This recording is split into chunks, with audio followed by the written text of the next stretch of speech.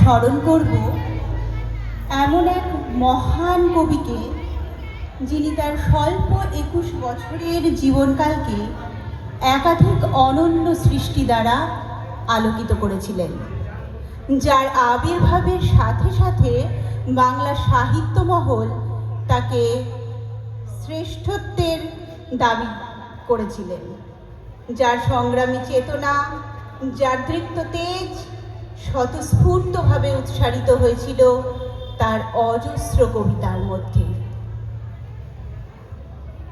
আমি একটা ছোট্ট দেশলাইয়ের কাঠি, এত নগণ্য হয়তো চোখেও পড়ি না, তবু যেন মুখে আমার উসখুস করছে বারুদ, বুকে আমার জ্বলে উঠবার দুরন্ত উচ্ছ্বাস। 1926 সালে 15ই আগস্ট পরাধীন ভারতের এমনই দুরন্ত উচ্ছ্বাস নিয়ে জন্মেছিলেন সুকান্ত ভট্টাচার্য, যিনি কিশোর কবি নামে বিশেষ পরিচিত। আসলে কৈশোর উত্তীর্ণ হওয়ার কিছুদিনের মধ্যেই তিনি এই পরাধীন ভারতবর্ষ থেকে বিদায় নেন। ছড়া থেকে কবিতা, গল্প, প্রবন্ধে ছিল তার অবাধ বিচরণ। সেই মহানুভব কবিকে শ্রদ্ধা জানাতে আমাদের আজকের নিবেদন তার ছাড়পত্র কাব্যগ্রন্থের কবিতা। এখনো আমার মনে তোমার উজ্জ্বল উপস্থিতি, প্রত্যেক নিভৃত ক্ষণে মত্ততা ছড়ায় যথারীতি।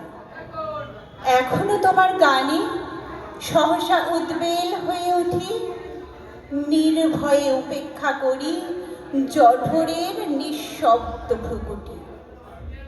এখনো তোমার প্রাণের স্তরে স্তরে দানের মাটি সোনার ফসল তুলে ধরে।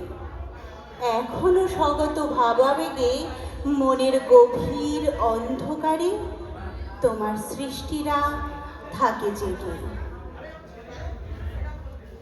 আজ তার জন্মশতবর্ষে দাঁড়িয়ে তাই তো বারবার সেই মহামানবকে আহ্বান জানাতে ইচ্ছে করে।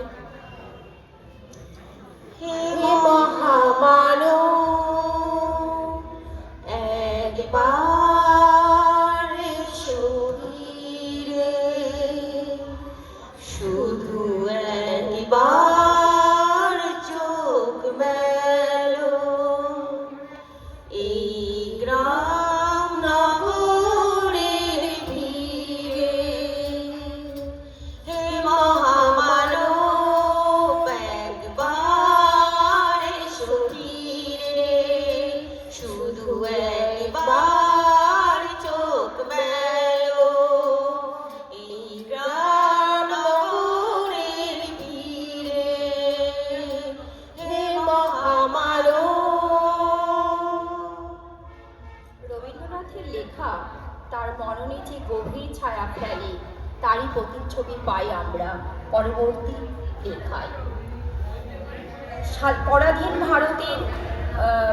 পরাধীন ভারতে জন্মানোর যন্ত্রণা, দুঃখী নিঃস্বরী পীড়িত মানুষের অসহায়তা, পুঁজিবাদী সমাজের শোষণ এবং তার বিরুদ্ধে সোচ্চার প্রতিবাদ ধরা পড়ে তার কবিতায়। আজ এসেছি তোমাদের ঘরে ঘরে, পৃথিবীর আদালতের পরোয়ানা নয়। তোমরা কি দেবে আমার প্রশ্নের কৈফিয়ত? কেন মৃত্যুকীর্ণ সবে ভরল 50 সাল? আজ 52 সালের সূচনায় কি তার উত্তর দেবে? আমি ইতিহাস। আমার কথাটা একবার ভেবে দেখো, মনে রেখো, দেরি হয়ে গেছে, অনেক অনেক দেরি। দরিদ্র, নিপীড়িত, শোষিত মানুষ যাদের চোখের জলের মূল্য কেউ দিল না, তাদের জন্য সুকান্তের লেখনী স্বরূপ। আজও তাই আমরা তার কবিতার প্রাসঙ্গিকতা অনুভব করি।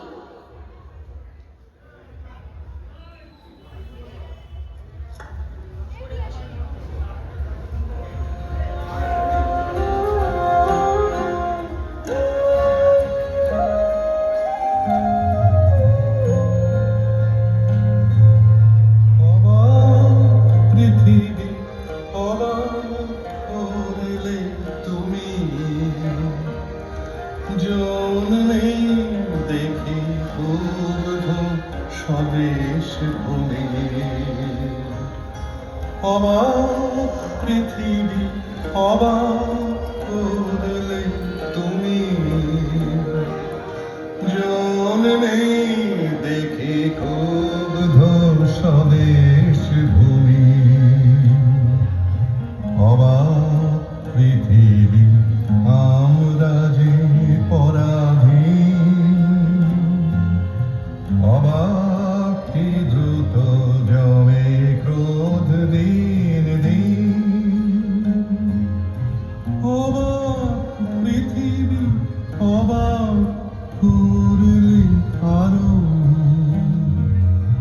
দেখি এই দেশে অন্য নেই গো কারো।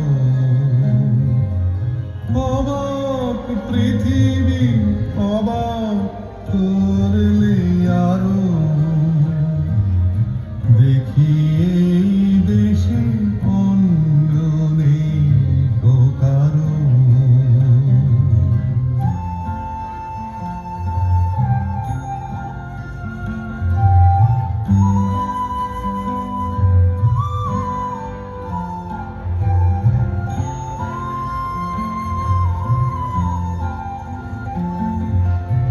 অবাক পৃথিবী অবাক যে বারবার দেখি এই দেশে মৃত্যুরই কারবার। অবাক পৃথিবী অবাক যে বারবার দেখি এই দেশে মৃত্যুরই কারবার। হিসেবেরও খাতা যখনই নিয়েছি হাতে, দেখেছি লিখিত রক্ত খরচ, রক্ত খরচ তাতে, রক্ত খরচ তাতে। এদেশে জন্মে পদাঘাতে শুধু পেলাম, এদেশে জন্মে পদাঘাতে শুধু পেলাম। অবাক পৃথিবী সেলাম, সেলাম তোমাকে সেলাম।